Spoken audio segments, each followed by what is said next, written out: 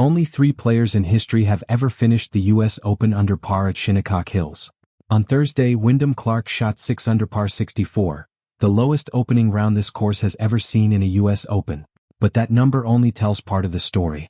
To understand how unlikely that round was, you have to go back to the morning when Shinnecock Hills looked exactly like its reputation. Shinnecock Hills has built a fearsome reputation over more than a century of championship golf. In the 4 most recent US Opens held at this venue, there have been 1,792 rounds played, and only 161 of them, roughly 9%, finished under par. Just 3 players have ever ended up under par after all 72 holes. The course has also produced 2 of the most controversial US Opens in recent memory.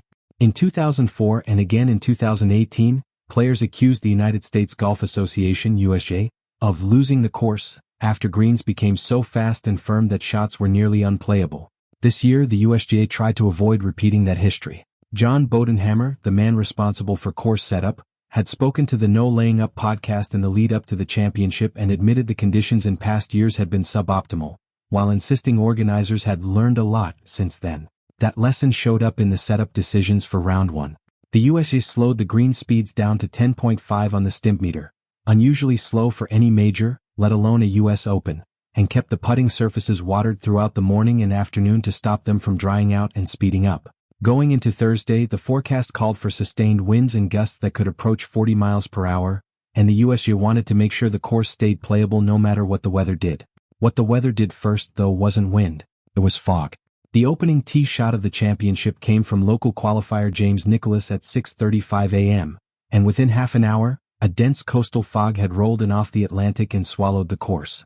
Players were initially held in place for 15 minutes in hopes visibility would improve. When it didn't, the horn sounded at 7:05 a.m., and players were brought back into the clubhouse. Only 14 to 18 players had managed to tee off before the stoppage. The delay lasted just over 2 hours, with play resuming at 9:05 a.m. That single decision reshaped the entire day. It pushed the schedule back, guaranteed the first round would spill into Friday morning for dozens of players, and without anyone realizing it yet, set up the most important storyline of the tournament, the gap between the players who teed off early and the players who teed off late. That gap turned out to be enormous. Once the fog lifted, the wind arrived exactly as forecast, and the morning wave walked directly into it. Only 6 of the 78 players who started in the morning broke par. The scoring average for that group was 73.87. Then, as the afternoon wore on, something nobody expected happened. The wind that was supposed to intensify into the evening instead began to fade. The afternoon wave played in conditions that were, on average, a full stroke easier, finishing with a scoring average of 72.88. Players in the second half of the draw ended up occupying 11 of the 17 spots under par when play was eventually suspended for darkness. 2 players on paper faced almost the same golf course. In practice, they were playing 2 different tournaments.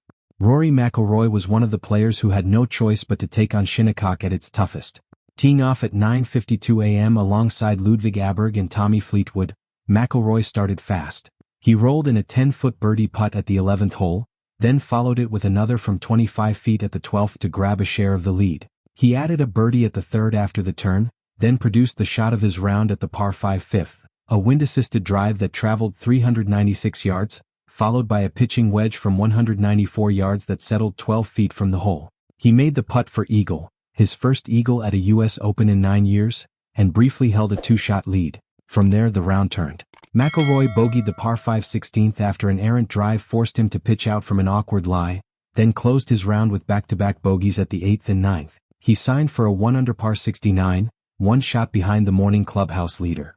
That finish carried extra weight given what happened at this same course 8 years earlier. In 2018, the last time the US Open was played at Shinnecock Hills, McIlroy opened with an 80 and missed the cut, his last missed cut at this championship. He has spoken about that week as a turning point. "I remember thinking to myself, I've got this backwards," McIlroy said. "I should be in my comfort zone at Shinnecock and not here." That disappointment pushed him to rebuild parts of his game around major championship golf specifically, sharpening his wedge play, adding lower, more controlled shots to handle wind, and leaning into a more conservative strategy at venues like this one. "It hasn't looked as if I've done a rebuild of my game," McIlroy said, "but it has felt like it in terms of the way I approach the game and the value I place on certain shots and certain skills within the game." After Thursday's round, he summed up his mindset plainly, "With the conditions today, Anything under par or anything around even par is a good score. It was a day to really keep yourself in the tournament and not shoot yourself out of it, which is exactly what I did 8 years ago here.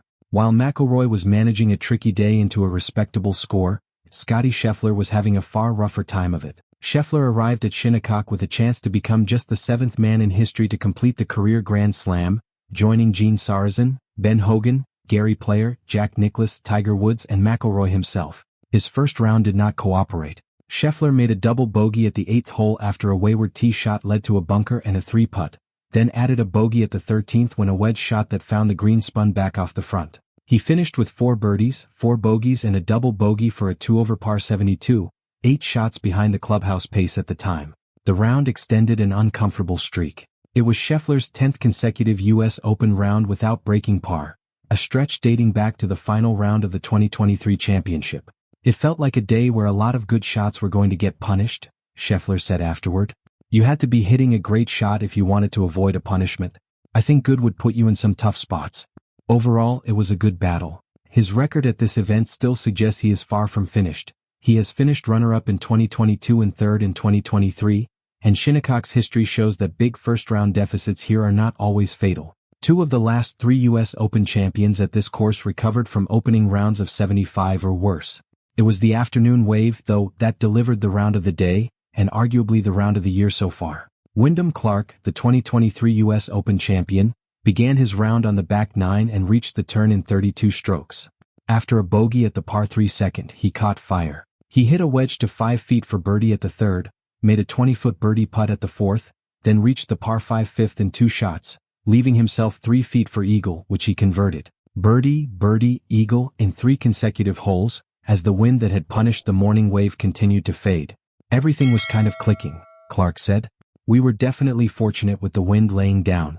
Overall a good round. Clark's round was suspended by darkness with him standing on the 8th tee, his 17th hole, at 6 under par, holding a 4-shot lead over the field. When he returned Friday morning to finish with 2 pars, he completed a 64, the lowest opening round in the history of the US Open at Shinnecock Hills, breaking the previous mark of 66.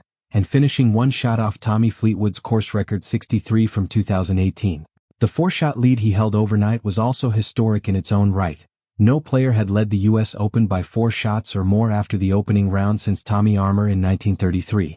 The round carried personal significance for Clark beyond the scorecard. 12 months earlier he had missed the cut at the US Open at Oakmont and in the aftermath, damaged a locker in the clubhouse badly enough that he was banned from the property until completing anger management counseling and paying for repairs. That was a really challenging time and something I've deeply regretted and feel awful that I did that, Clark said earlier in the week. But there were so many good lessons in that really taught me a bunch.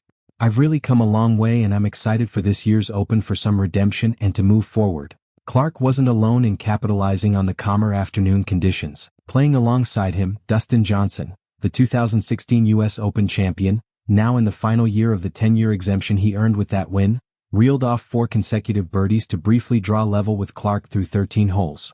Johnson hit drives of 403 and 330 yards during that stretch, but failed to get up and down for a 5th straight birdie at the par 5 5th, then 3-putted from short range for a double bogey at the 6th. That swing dropped him 4 shots behind Clark, though he still finished the day in a tie for second. Beyond the headline names, several other storylines emerged from round 1. American Keith Mitchell produced one of the strangest rounds in championship history. Starting on the back 9, he opened with a double bogey and 4 more bogeys to make the turn in 41 strokes, 6 over par.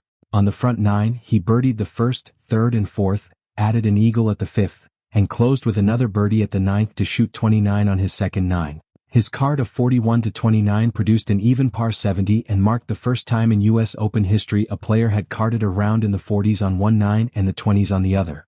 Amateur Ryder Cowan, a rising senior at the University of Oklahoma who earned his spot through a 3-4-2 playoff at final qualifying, briefly held the outright lead during the afternoon before finishing his round at 2 under par 68, tied for second among completed scores. Spain's Jon Rahm posted a bogey-free 2 under par 68, the only player in the field to avoid a single dropped shot. Former champions Matt Fitzpatrick and Gary Woodland also sat among the group at 2 under with holes remaining when play was halted. Not every story from the day was about scoring. Jason Day withdrew from the tournament after just 10 holes, having played his first 9 and 7 over par with 6 straight bogeys to close it out. He was seen being carted off the course after hitting his tee shot into a bunker on the par 3 second hole, the latest setback in a career that has been repeatedly interrupted by back problems. By the time the entire field had completed round 1 early Friday morning, the leaderboard read: Wyndham Clark at 6 under, Dustin Johnson at 4 under, Matt Fitzpatrick and Gary Woodland at 3 under, Jon Rahm at 2 under, Rory McIlroy at 1 under, and Scottie Scheffler at 2 over. The forecast for Friday's second round called for continued wind, though not expected to reach the intensity that battered the morning wave on Thursday.